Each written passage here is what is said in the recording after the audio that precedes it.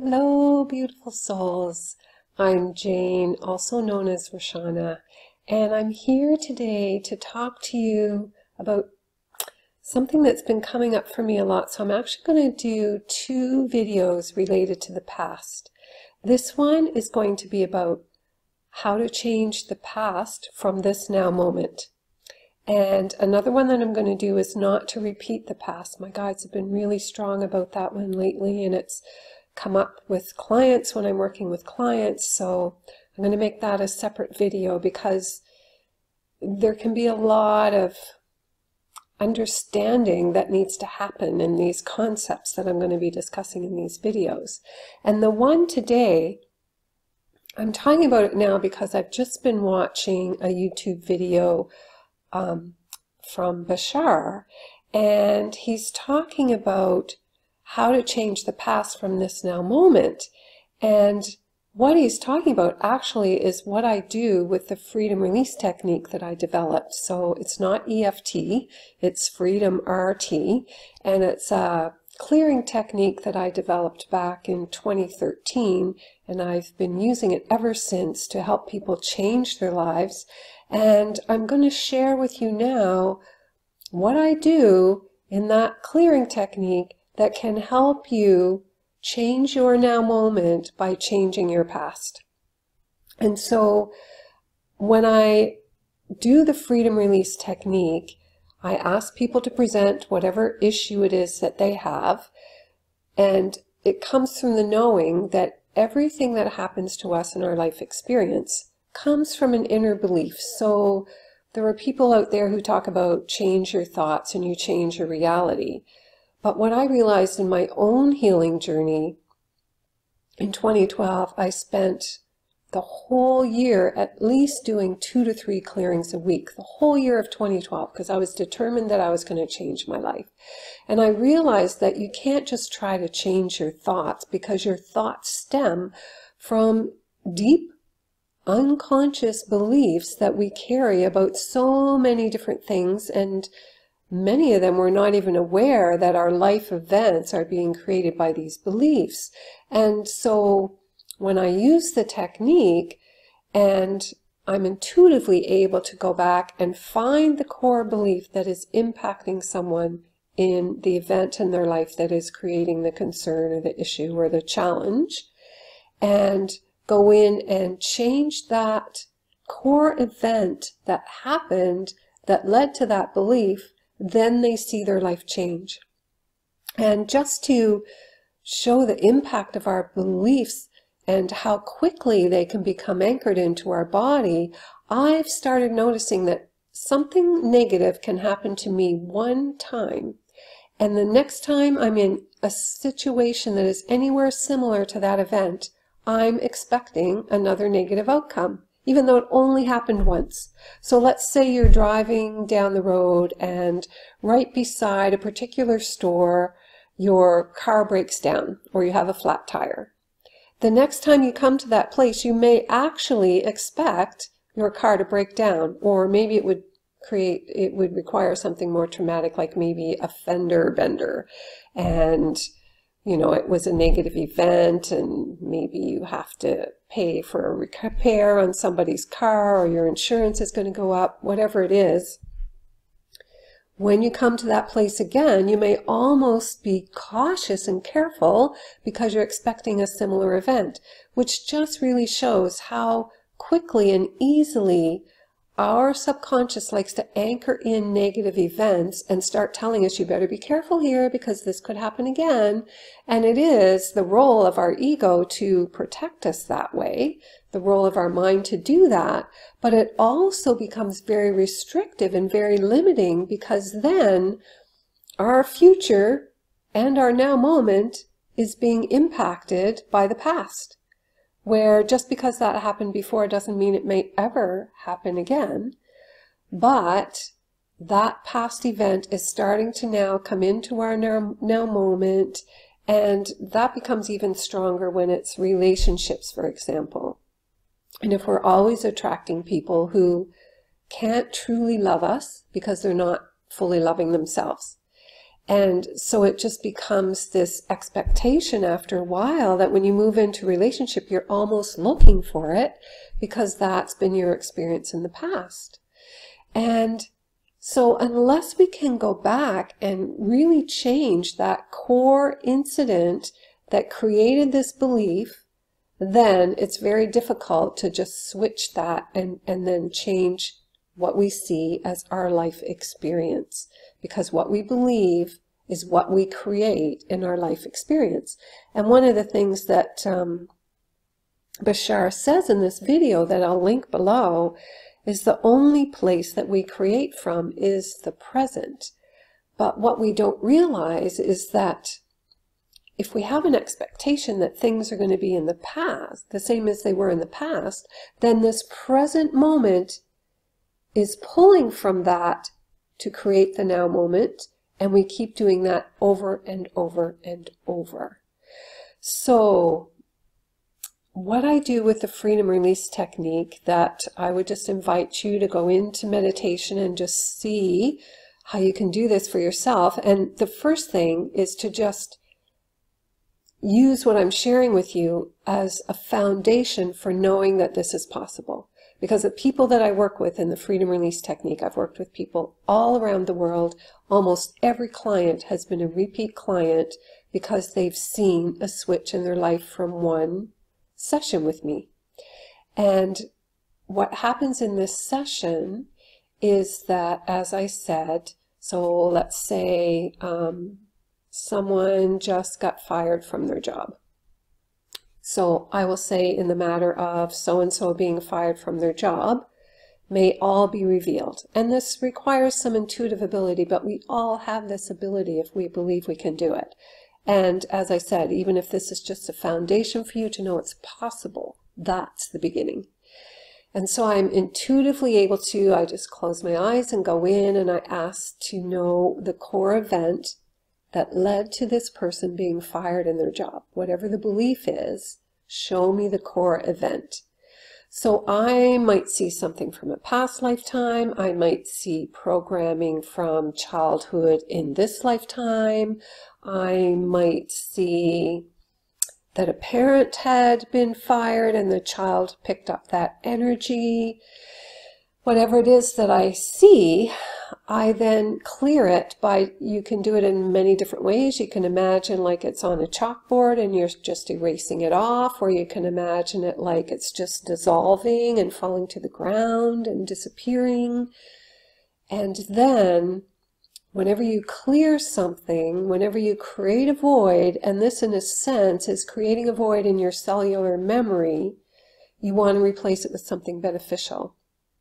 And so you imagine or create a positive event that would have led to a different outcome. And I had been doing this for quite some time when I was working with a client one day, and I call that positive event the restore. And as part of doing the work with this client, I just asked in my head, how is it that the restore always comes to me so quickly? Because when I'm doing the work, it's just right there. I know what the positive event is, and I just talk about it and anchor that in. And I was told that I'm pulling on what would have been another potential timeline at that moment for that person, which ultimately it's all the now moment, but we'll kind of let go of that for a while because it gets very confusing. So let's say it was a moment in the past. In every moment, there are many potentials that we can tap into. It depends on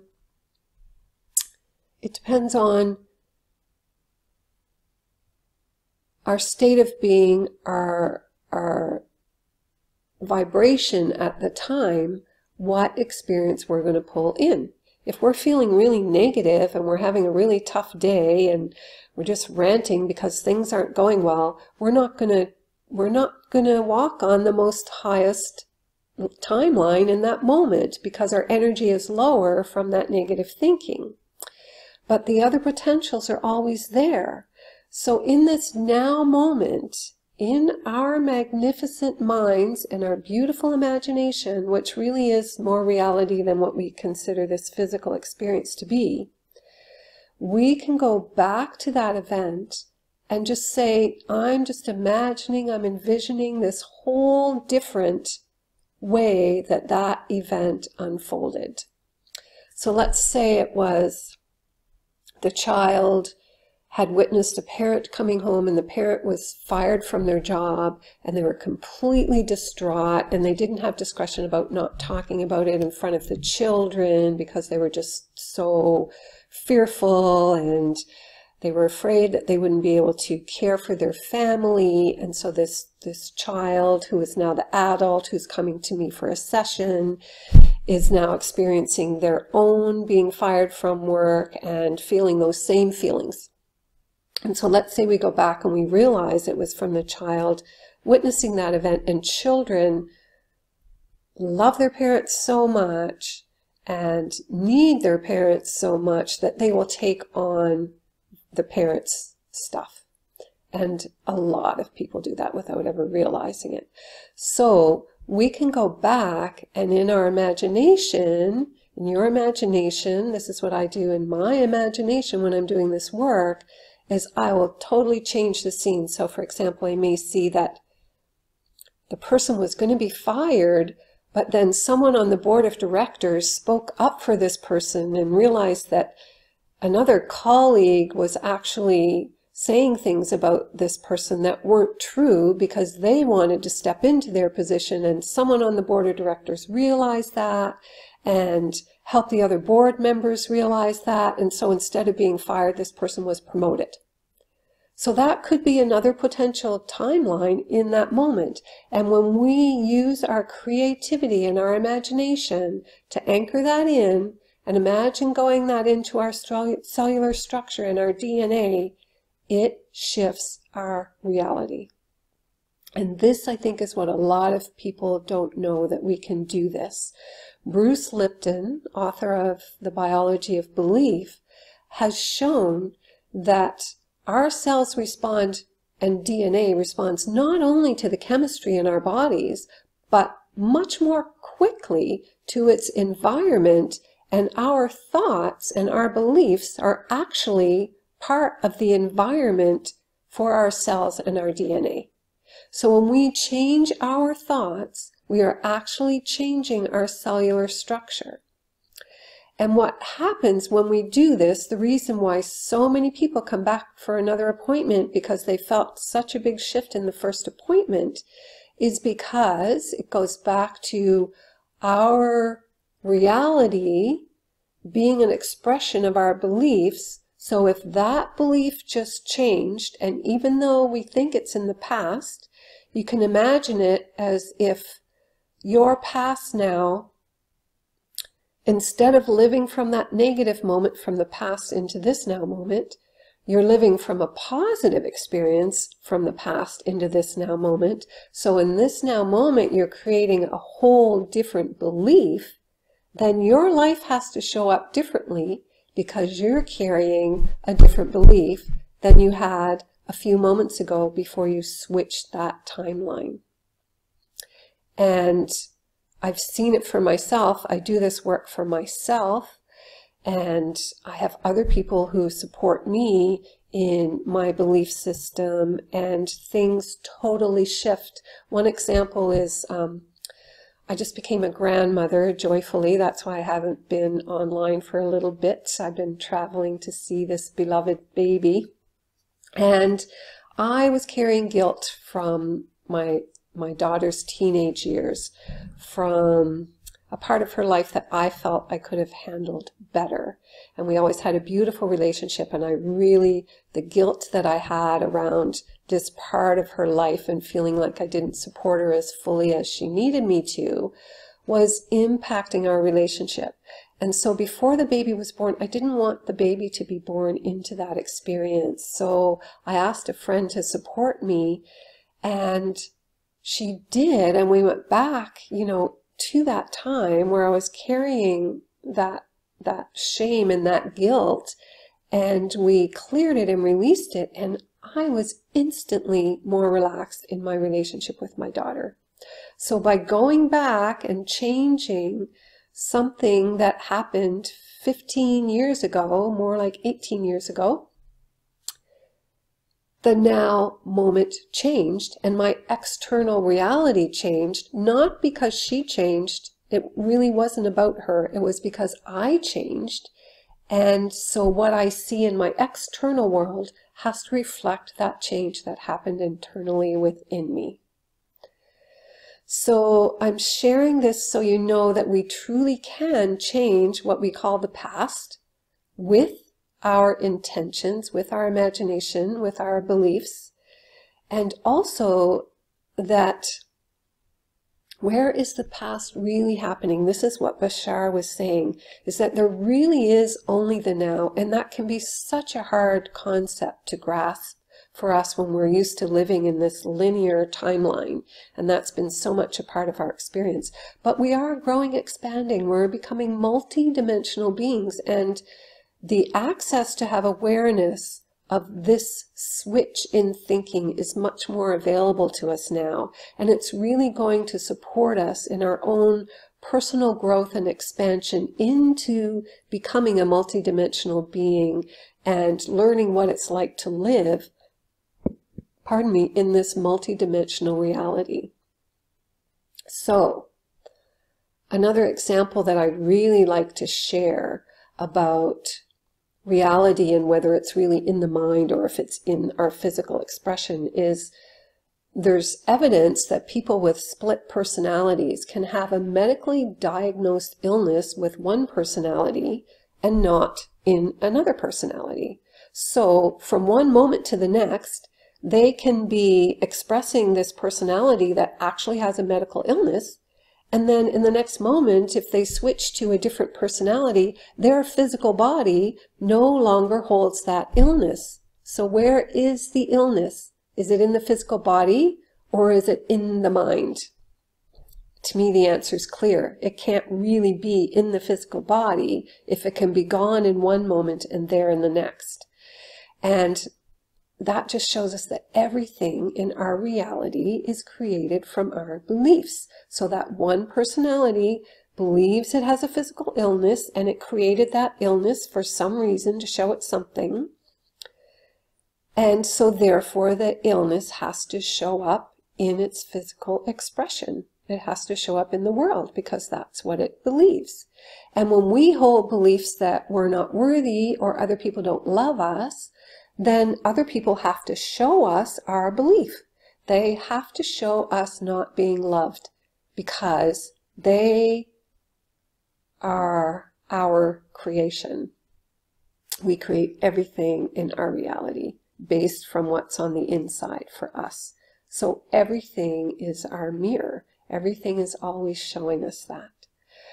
So I hope this makes some sense and brings some clarity to understanding how we can, let's look at it from changing the past from this now moment. I think that's an easier place to start with this, that we can change the past from this now moment. We can go back and envision a past event. So if you're very aware of an event and aware of perhaps the trauma that it caused you, use your imagination to go back and rewrite that story.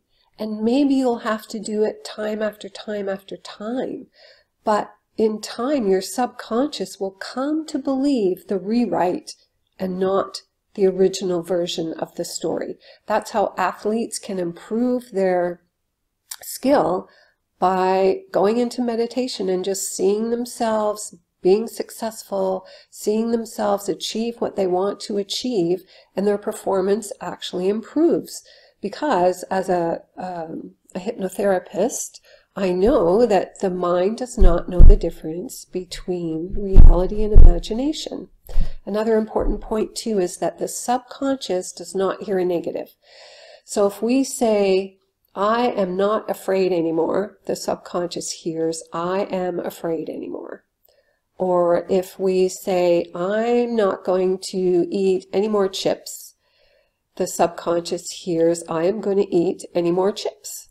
So that's just a little tidbit that I wanted to throw out while that hypnotherapy piece was coming up, in our subconscious and how subconscious programming works too. That's why it's always important to switch everything to a completely positive statement.